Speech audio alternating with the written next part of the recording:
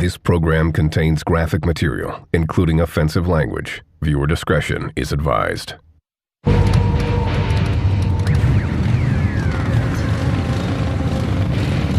They're the most violent motorcycle gang in America. They'll stay and they'll fight to the end. They are nomads, sowing terror and fear wherever they ride. We're the toughest giant in the valley, and you gotta back that up. They are the Pagans, and their motto is do unto others, then split. Absolutely, positively. Gangland.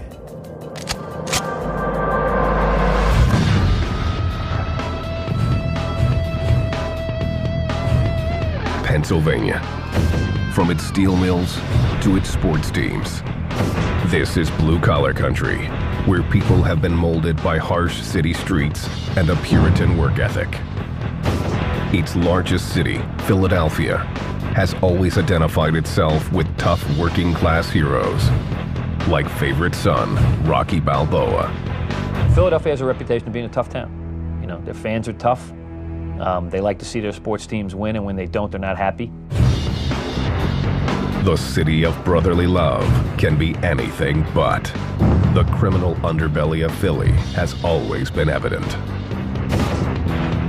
Jimmy D, who's ridden these streets as a pagan, knows it well.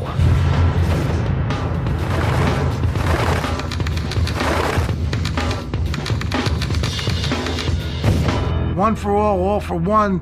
Let's die together, let's fight together, let's together. That's the bond. The motorcycles and the brotherhood. Everything that comes after that comes after that. For 10 years, Jimmy D and the Pagans ran Philadelphia with brute force. It's always been pagan territory, always been their turf. They've always let other biker organizations and biker gangs know that this is our place.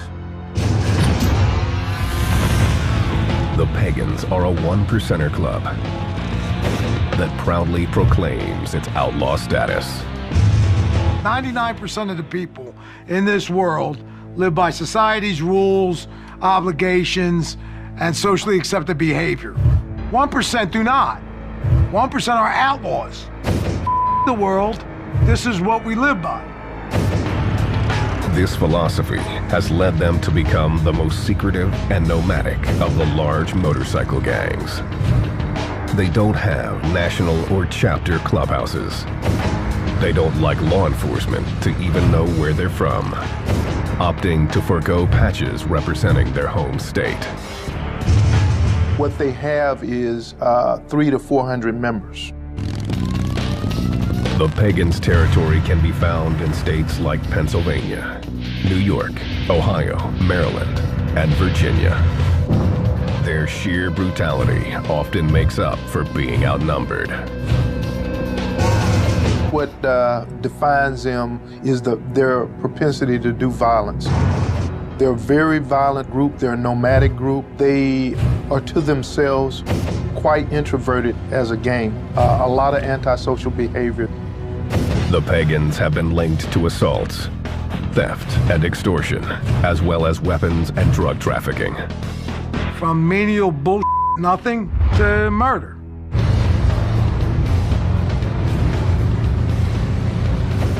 Jimmy D is proud of his life as a one-percenter. He joined in 1972, giving up a college football career to pursue an outlaw lifestyle. What happened was I was working in a gas station at night when I was going to college. At 3 a.m., there's only two people out, cops and robbers. So the Pagans would roll in after the bars closed on their motorcycles. I got to meet them, know them. One thing led to another. Jimmy D's life took a turn toward the dark side. That's when he developed what he calls his jacket. The violence in my jacket is part of being a pagan. Most of that was barroom brawls, inter-club wars, bikers against bikers. All of that is part of being a pagan. That's everyday life. Bottom line is, you don't take crap from anybody. Denny asked to have his identity concealed.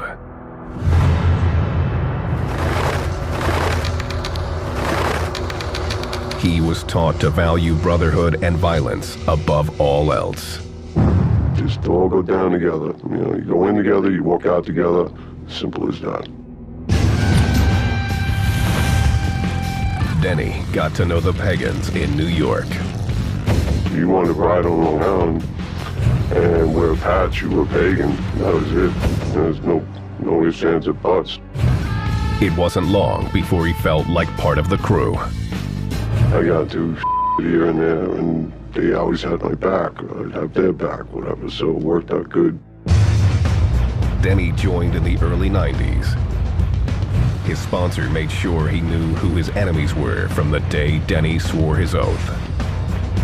I went to his house. He said, listen, we don't want you to prospect. We want you to be a pagan. We want you to make sure that you know we're war with Hell's Angels. The Hells Angels are the Pagans' mortal enemy and the largest motorcycle gang in the world. Denny never forgot it, becoming a loyal and effective soldier in the war between the two gangs. You ever smell old blood? Pulling teeth out of your knuckles, pulling teeth out of your axe handles, pieces of brain. I mean, I've seen some up beatings, some nasty. The battle between the Pagans and the Hells Angels has been raging for decades, often with deadly consequences.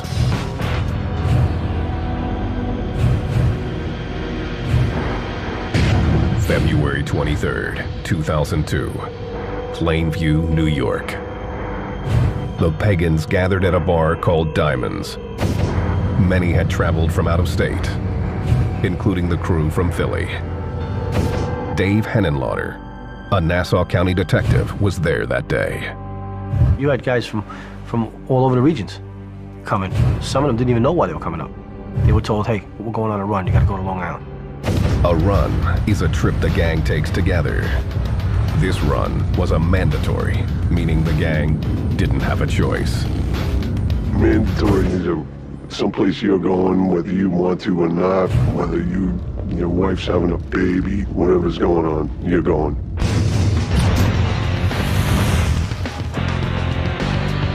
When the Pagans arrived, they were told to get ready to do battle with the Hells Angels. Their enemies were holding a tattoo and motorcycle convention called the Hellraisers Ball at a nearby convention center. This was the first event that the Hells Angels had sponsored in Nassau County. The Pagans felt it was an insult for the Angels to be holding an event on Long Island, a pagan stronghold. They wanted revenge and knew they'd have to pay a price to get it. Some of these guys wrote their wills. They wrote wills on napkins. One guy, he left his motorcycle to his daughter. You know, so these guys prepared themselves because they didn't think they were coming back. The Hellraisers Ball was open to the public, meaning there were plenty of women and children mixed in with the gang members. Henenlotter was doing surveillance at the event. I was in there with a camera. I was in there like a regular civilian, taking photographs. This man, Detective Smith, asked to have his identity concealed. He was working undercover with the New York State Police at the event. There were more than 300 people, and outside there were several hundred or more. Everything was real calm. There was no problem until Pagans showed up, and all hell broke loose.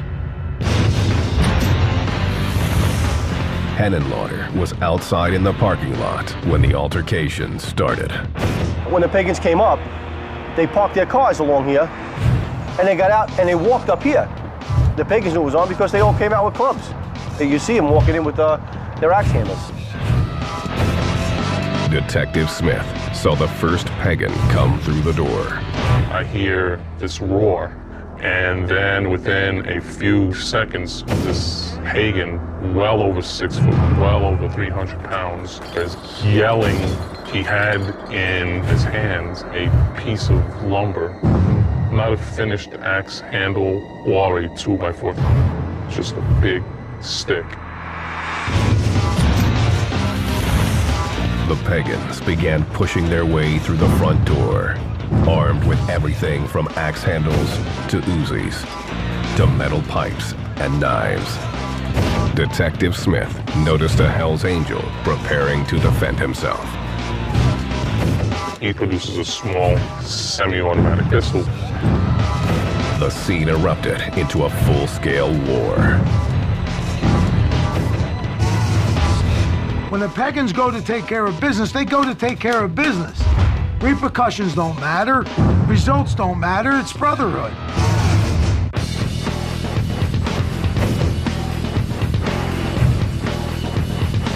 The Pagans pride themselves in being the most violent motorcycle gang in the U.S. These nomadic bikers spread their terror across the Northeast, intimidating anyone who stands in their way. In their culture, they feel whatever they do is correct because that's what's been instilled in them. If they kill someone, they're killing someone because they felt it was appropriate, because that person had done something against the organization, something against the club. As far as citizens go, you're above them. As far as guys in other clubs go, you're above them. The Pagans' secret code demands that members must be willing to die for each other. No questions asked. If you don't give a then you're the right man for the job. This combination of brute force and brotherhood has defined the Pagans from the gang's inception.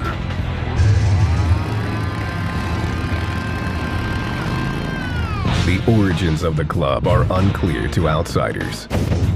Some say it started in 1959 in Maryland and claim it was geared to racing motorcycles. The focus didn't last. When we talk about outlaw motorcycle groups, we say gang. While they may have started in the 50s and the 60s as riding clubs, they did progress into traditional organized crime.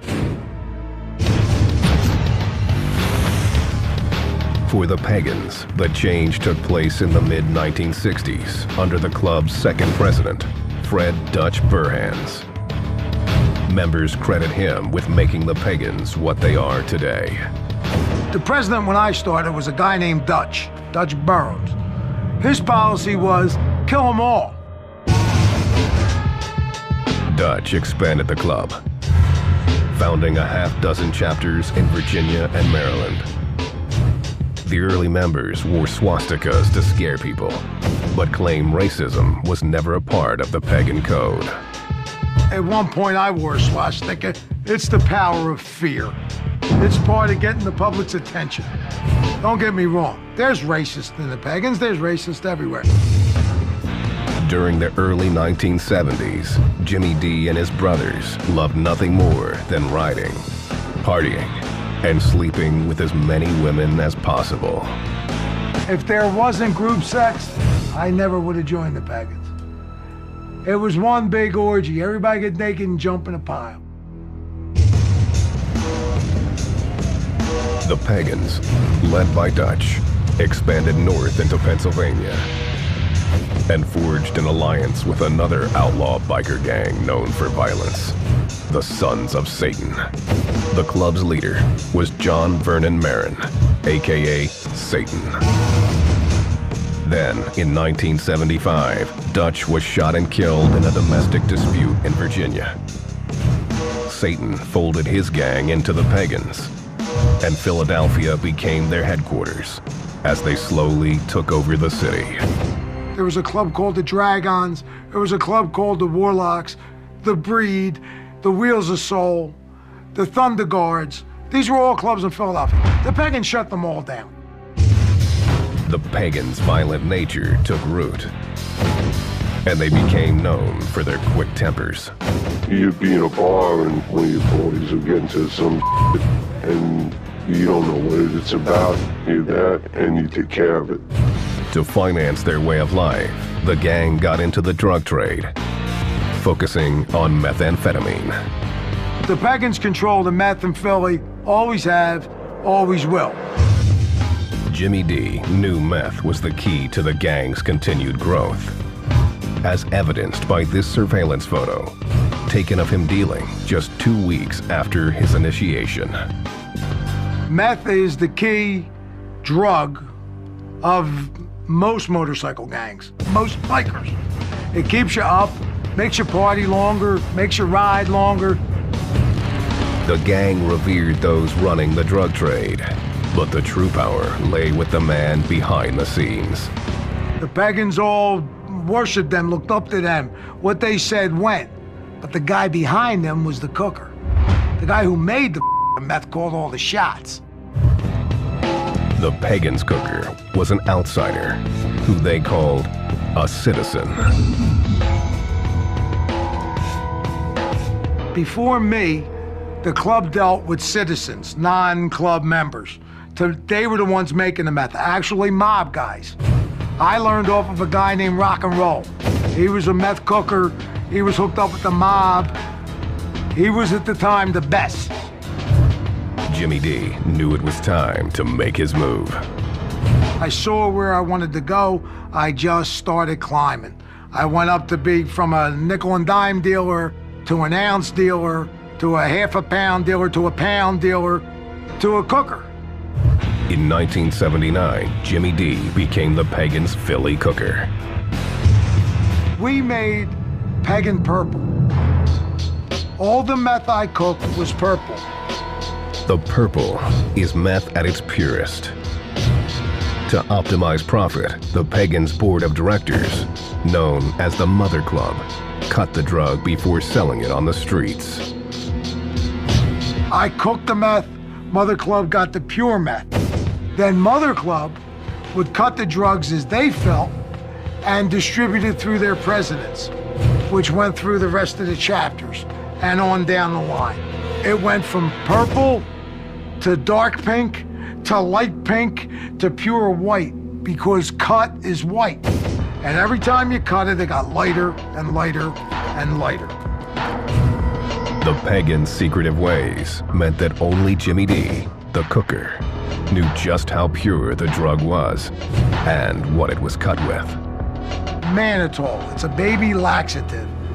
And the best part is, people used to do a line, snort a line of meth and have to go to the bathroom. And when they went to the bathroom, they would come out and go, man, that's good stuff, I had to go to the bathroom. Little did they know it was because they were doing baby laxative. The Pagans cornered the meth trade in Philly. It fueled the gang's growth up and down the East Coast. Due to the gang's oath of secrecy, it's difficult to put exact numbers on the Pagans' size.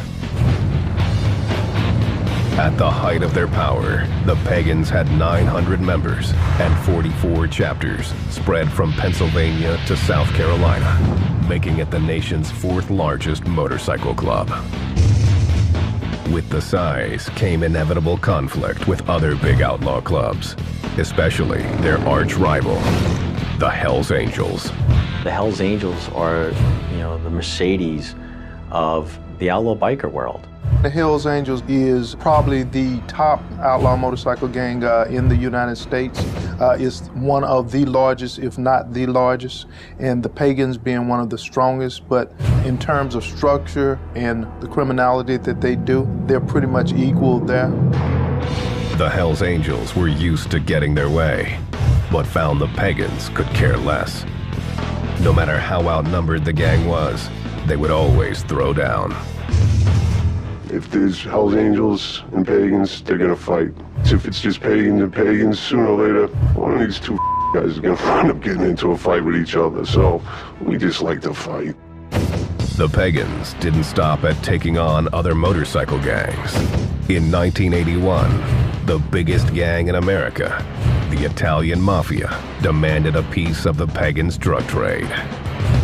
Nicky Scarfo was the boss of the Philadelphia mob. At some point, he decided that we were going to pay a street tax to the mob to be allowed to deal drugs in Philadelphia. He lost his mind when he thought that he could shake down the Pagan Motorcycle Club for street tax. The mob was tired of the Pagans' refusals and tried to pressure the gang by kidnapping a drug supplier. Jimmy D responded swiftly. I then got my crew together from my chapter, went down, and started kidnapping their people. On February 26, 1981, Jimmy D kidnapped 2 made men. In a show of power, he forced them to drive through downtown Philly. We get to Broad and Walnut. The driver, I got a .45 to the back of his head, looks across the street, and there's 4 or 5 cops having coffee. He says to me, if you're gonna shoot me, you're gonna shoot me now. Pulls up on the sidewalk with the cops, thinking they were gonna protect him. Got out of the car and started running. Jimmy D was not impressed and showed no mercy. I got out of the car and shot him in front of the cops. The mobster lived to tell the tale, and Jimmy D was arrested. But his stint in jail would be short-lived. Philadelphia was very corrupt. We had a lot of people on the payroll. I wind out getting out of jail on $750 bail for a shooting in Center City downtown. His payoffs of the Philly PD meant it would be a year and a half before the case ever went to trial. The club's war with the mob would continue. But according to Jimmy D, the Pagans never paid tax while he ran the gang. We're the toughest giant in the valley, and you gotta back that up. The Pagans motorcycle gang has built a criminal brotherhood based on violence and drug dealing. They've stayed secretive and exclusive, maintaining their hold over their territory with their own set of laws. Pagans live by pagan rules. Don't want to be judged by law enforcement. Don't want to answer to society's laws. Pagans answer to their own code. This code is included in the Pagan Constitution, which governs membership requirements, the roles of women, and even the type of bike members can own. It's got to be a Harley Davidson, and it's got to be 900 cc's or more. That's in the rule book. That's what it's got to be. This is an outlaw motorcycle club with more rules than the Constitution. In order to wear the Pagans' name, members are expected to follow these rules. But Jimmy D says there's only one that really matters. The first rule is Mother Club is God. The Mother Club is what the gang calls its board of directors. The Mother Club sets national policy and club conduct. The chapters fall underneath its rule. The structure of the chapters is much like the military, with a sergeant-at-arms, an enforcer, and soldiers that come under the command of a chapter president, or what the Pagans call a diamondback. These leaders wear a 1% diamond patch on the back of their jacket. Their word is law. You gotta listen to your diamond. You gotta do whatever your diamond tells you what to do. The Pagans' ultra-secret nature is forged by this unquestioning attitude. I could, at 2 o'clock in the morning, be in a bar and say to myself, let's go visit the guys in New York. Let's go visit the guys in Pittsburgh. The fact that we could float around and find a home within riding distance on a motorcycle was one of the best parts of being a pagan. Though many want to become pagans, the road to membership is not easy. Denny's journey started in an unlikely way. I met some at a party and wound up meeting a bunch of Hell's Angels, and I thought they were pretty cool cats. The Hells Angels asked Denny to join. His membership in the gang didn't go as planned. And I was at a party a couple years later, and this angel tried to the chick I was with, and I wound up getting into a fight with him. I actually beat his ass, but then I got my ass beat by the rest of them. So I said, the Hells Angels, and I started hanging out with the Pagans. Denny liked the Pagans' rebellious and extremely secretive ways. He decided to become a prospect.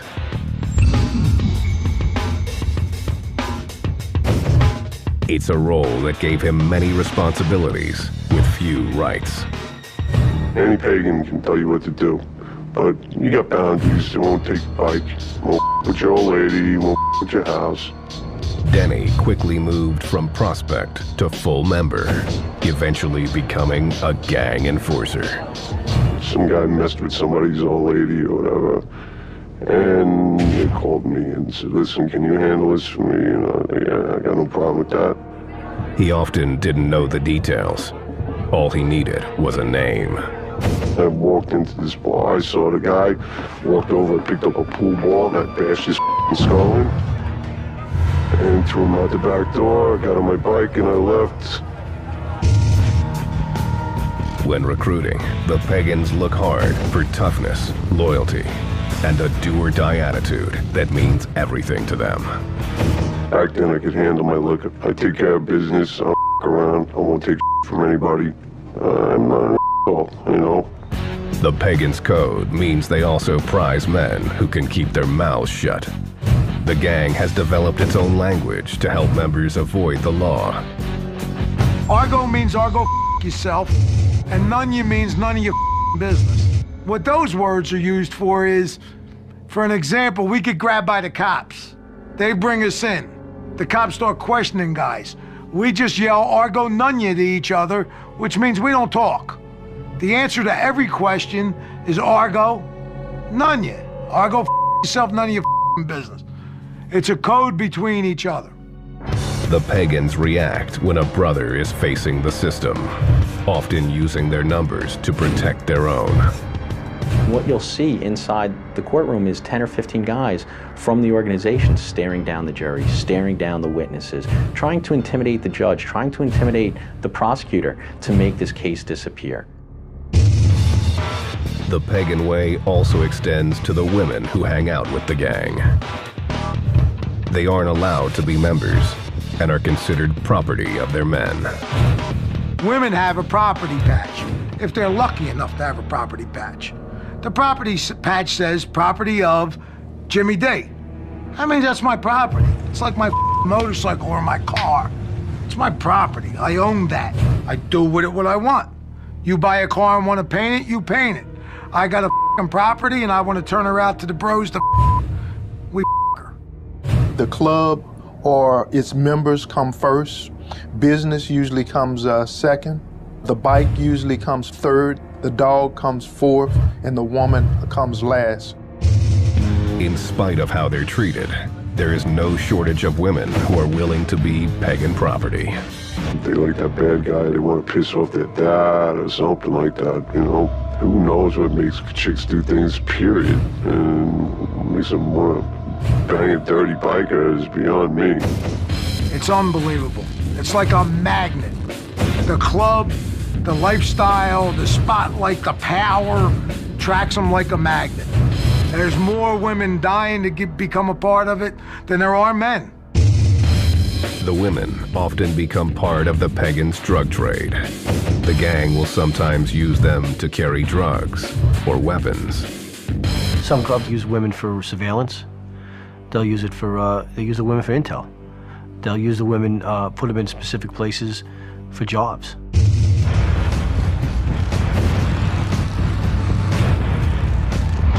The Pagans take extreme pride in their club colors. That jacket means more to them than their family does. You get on your bike when you got your colors on you with 30 or 40 guys. Everybody's riding two abreast, and cars are getting out of your way, and there's nothing stopping you. It's like having an extension of your, you know. Their logo is on the center patch of their jackets. The Hells Angels have that death's head that is a made-up character. The Outlaws have Charlie, who is crossed pistons and a skull. It's made-up cartoon figures. The Warlocks have Harpy, who's got a and it's half a man, half a guy. They don't know what it is. The Pagan center patch is Zutar. It's a fire god sitting on the sun with flames around it. Sutar, he kicked the out of all the other gods. He runs hell. He's the man, Sutar. He squatted down real low like that to make all the other gods think he was a little guy. And then he jumped up with that big fire stick, which is kind of like an axe handle, bashed all their brains in, and now he rules hell. The Norse myth of Zutar also inspired the gang's favorite weapon, the axe handle. Axe handle was definitely the weapon of choice. Sledgehammer handle works good too. The only thing they don't do is shoot bullets. Pagans are willing to bash heads with no provocation. But the quickest way to earn a beating is by showing contempt for pagan colors. Your colors are the most important thing on the planet to you. No matter what, they have to be protected.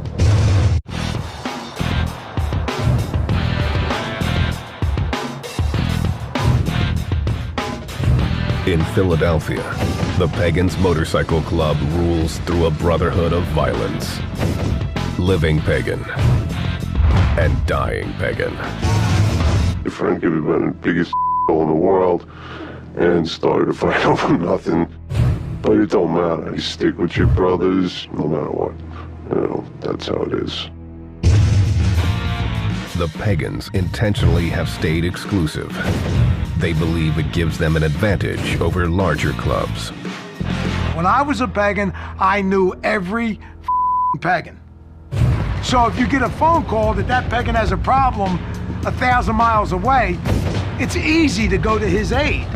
The Hells Angels get a phone call from a Hells Angel in California, and I'm from New York, and his name is Dog. I don't know him. I don't know if I'm so quick to go help him. This close-knit brotherhood isn't perfect, and blood isn't always thicker than cash. Jimmy D found that out the hard way. Pagans woke me up. Business is business. Money is money. Brotherhood is a hoax. In 1982, Jimmy was in prison after shooting a mobster in front of the cops when he was told 3 pagans were conspiring with the mob to kill him and take over his drug business. For $10,000, those 3 guys sold me out and gave the mob the green light to kill me with no repercussions. I was a team member. I was the most pagan in the world. It was all that mattered to me. To find out that my bros, my people, gave me the up to be killed by them suckers was more than I could deal with. Jimmy D made a decision. He turned on the men who had already turned on him, providing federal authorities with damaging details about the gang. I rolled over on every pagan. If they didn't give me up, I'd still be a pagan today. I would have went to prison and kept my mouth shut and came back out in good standing. Them giving me up caused me to do what I did. The feds used Jimmy D's information to begin building powerful cases against the pagans. The pagans had 2 major RICO cases that devastated the leadership of the organization, that specifically targeted the Mother Club members of the organization. By the 1990s, the gang was falling apart. In 1998, Denny became one of the casualties. All of a sudden one day at 6 o'clock in the morning, you got about 100 feds and ATF guys banging on your door with all putting laser sights on your face. No one's going for the leg shot. Everyone wants that head shot. So kind of throws a turd in the punch bowl. Danny's pagan brothers had turned state's evidence. He was sentenced to more than 10 years in prison for conspiracy. You know, you're supposed to be all these big badass brothers and all this. By the time we got to the courthouse, all your bros, they went for themselves. Everyone saved themselves. While the pagans were crumbling, their biggest rival, the Hells Angels, were moving in on their turf. By 2000, the Angels had established footholds in New Jersey and New York. When they tried to move into Philly, the pagans knew they had to make a stand.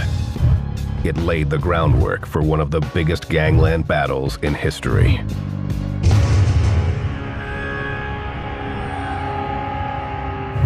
In 2002, Philadelphia. The Angels began to recruit pagans, attempting to get them to switch alliances. You do not trade in your colors with the pagans to have colors with another organization, especially the Hells Angels at that point. The first pagan to become an angel was Tom Thinker Woods, a former leader of the Pagans Mother Club. He contacted the Hells Angels and offered them the Philadelphia chapter. Said, okay, fellas, we want to come over. Give us colors, we'll become Hells Angels, and we'll deal with the pagans here. We'll give you Philadelphia. And that's, I think, was widely viewed as a mortal sin, so to speak, among bikers. The betrayal stoked fury throughout the Pagans' membership.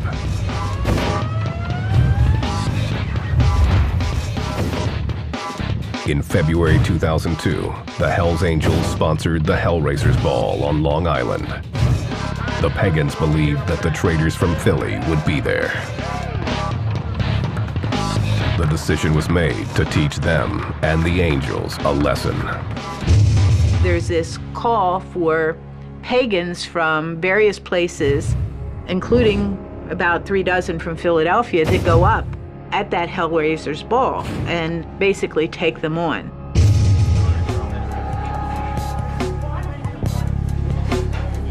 The pagans assembled, wrote their wills, then stormed the public event. You know, 1 or 2 guys, 3 guys got in, and the fight starts, and then more guys came in. It bottlenecked. They couldn't go anywhere because there's no way to get around. The revolving door at the entrance was the pagans' downfall. Only a few members made it inside, and the Angels opened fire immediately. As much as they seemed like a barbaric horde, they were effectively shut down right there. One pagan was shot dead on the spot. This undercover agent was standing right behind the Hells Angels shooter. Outnumbered, he had little choice about what to do. If I would have drawn down on this shooter, I'm sure that every weapon in that place would have been turned at me. Over 500 assorted weapons were found in the venue. They didn't care that civilians were around. The pagans had come in with brute force and no escape plan. Most were caught by police in the parking lot. Some escaped, but were caught on nearby streets wearing their colors. In total, 73 pagans were arrested. 2 Hells Angels, including the shooter, Raymond Dwyer, were also taken into custody. Dwyer was charged with second-degree murder, a charge that was dropped in a plea deal. He ended up serving a year in jail on a related weapons possession charge. The pagans still claimed victory. They showed up, went to Long Island, and thrilled them. Kicked the Hells Angels' ass in their own territory. 73 pagans went to prison. No one talked. Everybody did their time. They went there for club business, and they all came home. They made it crystal clear they will go anywhere, anytime, and take care of business. The war was far from over, and the Hells Angels were hell-bent on revenge. In March 2002, a pagan-owned tattoo parlor was firebombed in South Philly. Police suspected it was a retaliation attempt by the Angels.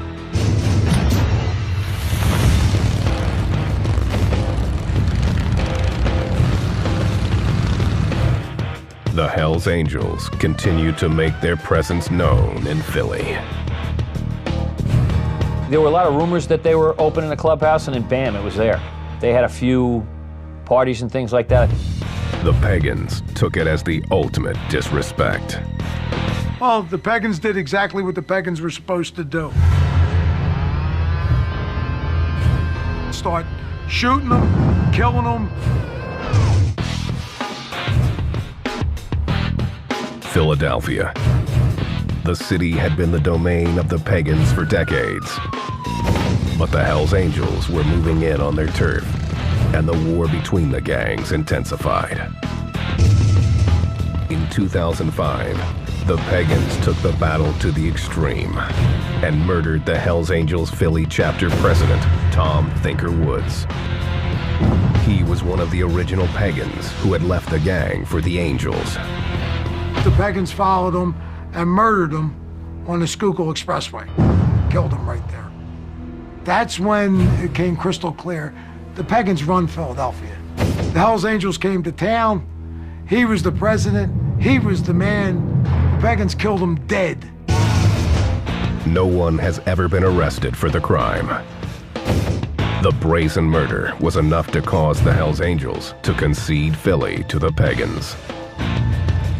The word in the intelligence community was that guys were getting concerned about the level of violence, the amount of heat and trouble that came with it. Wasn't worth it. I have never seen the Hells Angels run out of town or any major city like that, like the way it occurred here. They just folded up shop and went away.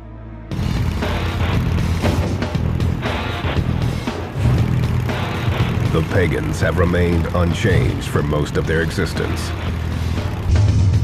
Violence continues to be their trademark. Just seeing some horrible beatings. You see somebody get hit in the head multiple times with axe handles, and they just never gonna look the same. Unlike the Angels, the Pagans never went for size. Their secret nature keeps them underneath the radar of law enforcement. Today, the Pagans are rebuilding, trying to recruit new members to replace those lost in the battle with the Angels. The Pagans have, over the last 10 years, been in trouble. Other organizations are banging on the door of the Pagans to be as dominant. The Mongols, the Warlocks. I don't see them relinquishing that, not to other rival gangs no time soon. They'll stay and they'll fight to the end. I don't see them turning tail and running. The Pagans have also tried to clean up their image. Jimmy D says it's a cynical ploy. Now, they want to do good. They want to go ride in the front of the pack and go do Toys for Tots at Children's Hospital. What a bunch of bull. We're one percenters. We're outside the law. We're not do-gooders. A great deal of my friends are either in prison for life or dead, building the name of the Pagans being bad guys. If the Pagans stay secretive, Jimmy D sees plenty of opportunity to build up business and recruit new members, especially while authorities are occupied with more pressing concerns. The government is spending so much money on Homeland Security. After 9/11, they've given the motorcycle groups a green light. Now's the time to do it. All the money's donated to 9/11 and Homeland Security, and the fellas are running wild. If this took place during my era, I'd be a multi-gazillionaire. Jimmy D was put on the gang's hit list and says he's done with the Pagans. I washed my hands with the club. I couldn't even look at them when they did that to me. Denny also felt betrayed by the club. I got home from jail and stayed away from the law. It says that I'm not allowed to have contact with anybody for the rest of whatever, so I'll stick with that. So it's by my own choice, I just walked away. He says the way it ended still bothers him. You build up this thing that's is what it is, and then a couple of rats gnaw the balls off it, and it's gonna kill you. It's gotta screw with your mind somehow. Those who remain Pagans will always live by their own code, no matter what. They will always be bad, they'll always be insane, and they'll go to extreme limits to do what they want to do. Bad Pagans, they're dinosaurs, but they're tough dinosaurs.